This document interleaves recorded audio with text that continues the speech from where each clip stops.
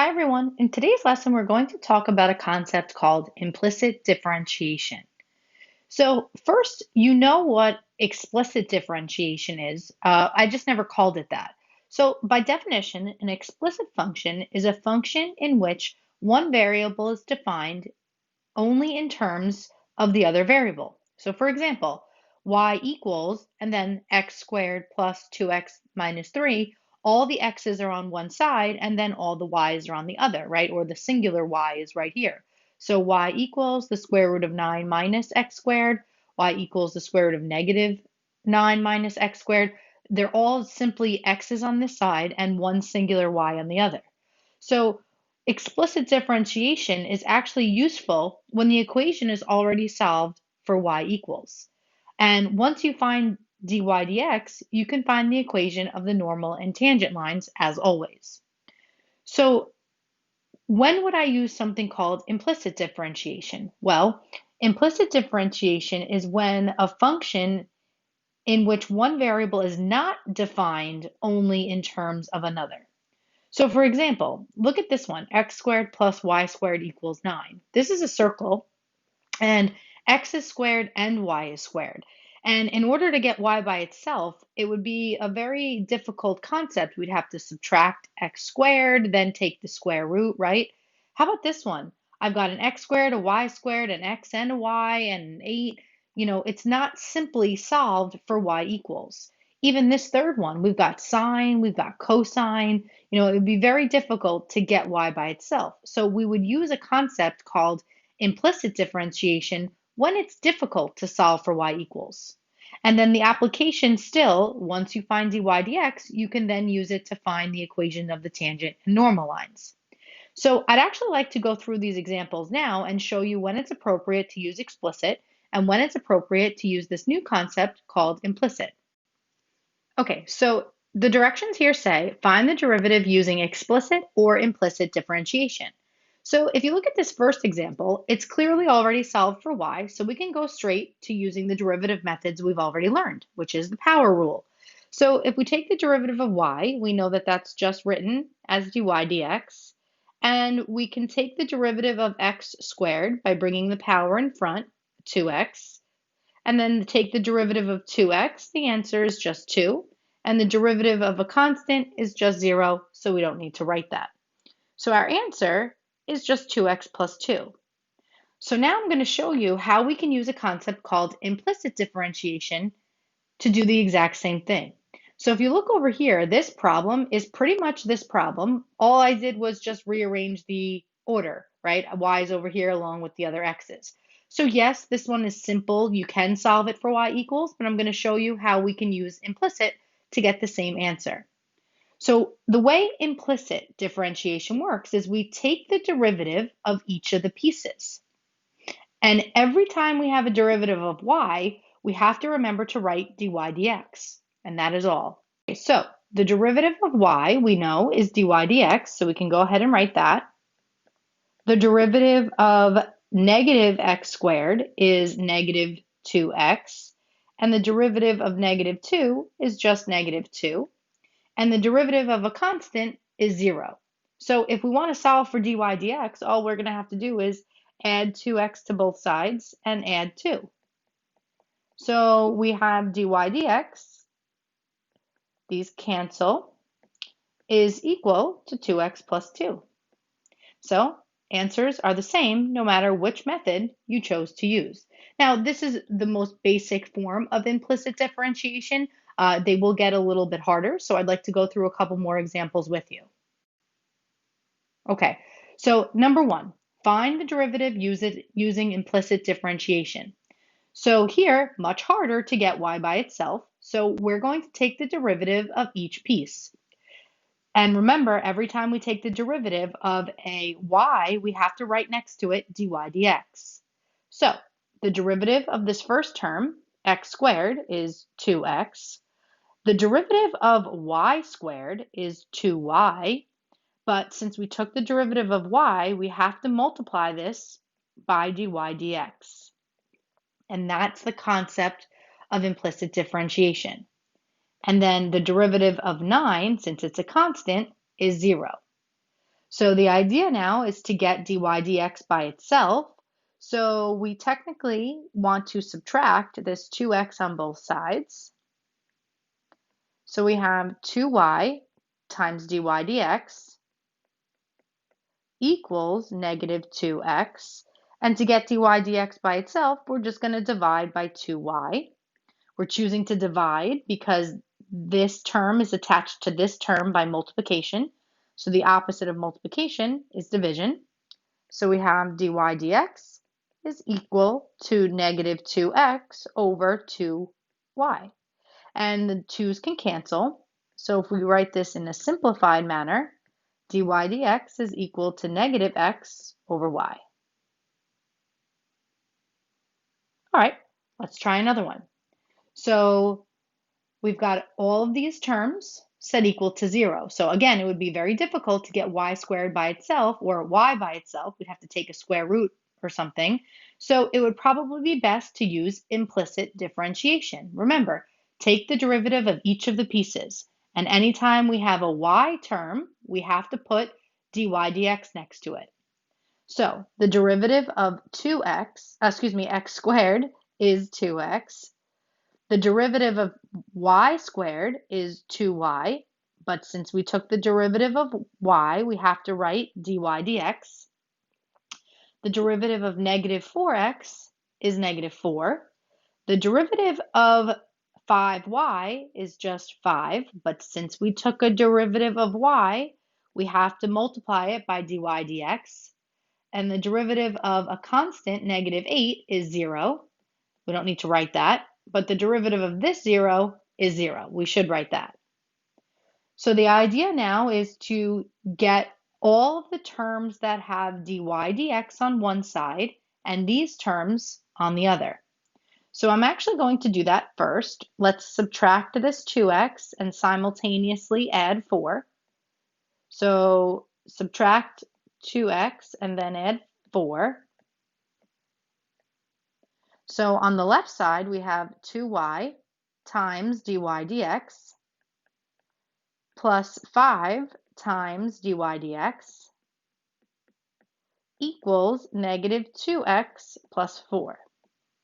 So this problem is a little bit different than this first problem because the first problem only had one dy dx, but this second problem actually has two. So I've isolated them to the same side of the equal sign. And now what we're going to do is take out a GCF. So since there's a dy dx in both terms, we're going to take out the GCF of dy dx, followed by an open parenthesis. So when we do the division, we're just left with 2y plus 5 equals negative 2x plus 4. And then since this is attached by multiplication, we can simply divide both sides by 2y plus 5. And our dy dx, our derivative, will be equal to negative 2x plus 4 over 2y plus 5. Okay? So just notice a couple of things here. Our derivatives with implicit differentiation include x's and y's, and that's perfectly normal, so don't worry about that. And when there's more than one dy dx in the problem, we have to isolate them on the same side, take out the GCF of dy dx, and do the division, and you're left with the two pieces in front. All right, let's try some more problems. Okay, so on top here, you'll find some general guidelines for implicit differentiation. Please read them through and make sure you're following all the steps. I'd like to do another problem with you. So notice again in problem number 3, we've got, a whole bunch of things going on. We've got y's in a couple places. It would be hard to get y by itself, so that's why we need to use implicit differentiation. So we're going to start by taking the derivative of each of the pieces. So the derivative of negative x squared is nothing other than negative 2x. And when we go to this second term, we should notice that it's actually going to be a product rule because there's an x times y squared. So theoretically, we can't take the derivative of both of those pieces because it's a product rule. So we actually have to label this first term as my high and the second term as my low, and then take the derivative like that. Now, just a couple things to be aware of. There's technically a negative here, so I'm actually going to change that to be plus negative x. So I know that the negative goes with the x only. So we're going to do low d high, the derivative of high. So the derivative of negative x is simply negative 1. So that's low d high plus high d low. So now the derivative of the low, the y squared, is simply 2y. But since I took the derivative of y, I need to multiply this by dy dx. Now I'm up to my next term. The derivative of 5y is just 5. But again, I took a derivative of y, so I need a dy dx. The derivative of negative 8 is 0, so I don't need to write that. And now the derivative of negative 2x is simply negative 2. So I'm just going to clean things up a bit. I've got negative 2x minus y squared minus 2xy times dy dx plus 5 times dy dx equals negative 2. You don't have to do what I'm doing here, but I think cleaning this up makes it a little bit easier to follow. So again, I'm going to keep the dy dx terms on one side, and I'm going to move both of these terms on the other. So we're going to add the 2x, and we're going to add the y squared. So add the 2x and add the y squared. So I'm left with negative 2xy times dy dx plus 5 times dy dx equals negative 2 plus 2x plus y squared. And then I'm going to notice that I could take out a GCF of dy dx. So I'm going to take out the dy dx followed by an open parenthesis, and I'm going to divide this term by dy dx. I get that. This term by dy dx. I get that. So we get negative 2xy plus 5 equals negative 2 plus 2x plus y squared. And then the last thing I can do is divide both pieces by negative 2xy plus 5. Those would cancel. Negative 2xy plus 5. So I think I ran out a little bit of room here, but our derivative, if you want to just write it nice and neat, is dy dx equals this. So that is my derivative with a product rule. All right, let's try one more example. All right, problem number 4 has it all. It has trigonometry and it has a product rule, right? We see a product rule right here, x squared times y to the third. So I'd actually like you guys to try number 4 right now, and then hit resume when you're ready for the answer. Okay, so the derivative of sine of y is nothing other than cosine of y. But since I took the derivative of y, I need to multiply this by dy dx. Now, the derivative of my next term is a product rule. Here's my high, and here's my low. So low, the derivative of the high is 2x plus high, and the derivative of low is 3y, but I took a derivative of y, so I need a dy dx. And the derivative of negative cos, well, we have sine, cos, negative cos. So the derivative of negative cos is sine, so plus sine x. And the derivative of 2y is nothing other than 2, but I took a derivative of y, so I need a dy dx. So it looks like I've got a couple of dy dx terms, but I'm just going to clean some things up. So I have cosine of y times dy dx plus 2y to the third x plus 3x squared y times dy dx plus sine x. equals 2 times dy dx. So this is kind of where implicit differentiation can get a little bit confusing, and you may be better off doing some things in your head. So I'm going to keep the terms that I'm highlighting here in yellow on this side.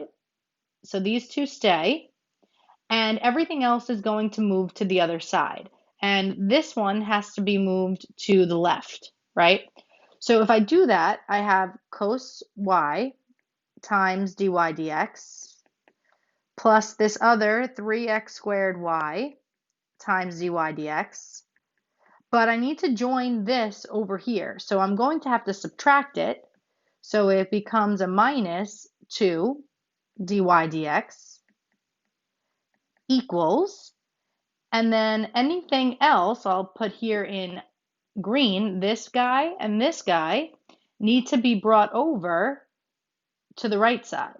So it'll become a negative 2y to the third x and a negative sine of x. So you see how I can move stuff without actually having to write minus this on both sides? And then my dy dx is my GCF here. And when I do the division, I'm left with cosine of y plus 3x squared y minus 2 equals negative 2y to the third x minus sine x. And then again, you don't have to write the division, but we know we're dividing everything by this piece. So my dy dx, or my derivative, is negative 2y to the third x minus sine of x all over cosine of y plus 3x squared y minus 2. All right, I know that one was a lot, so if you have any questions, now's the time to jot them down and ask us in class tomorrow. All right, have a great night.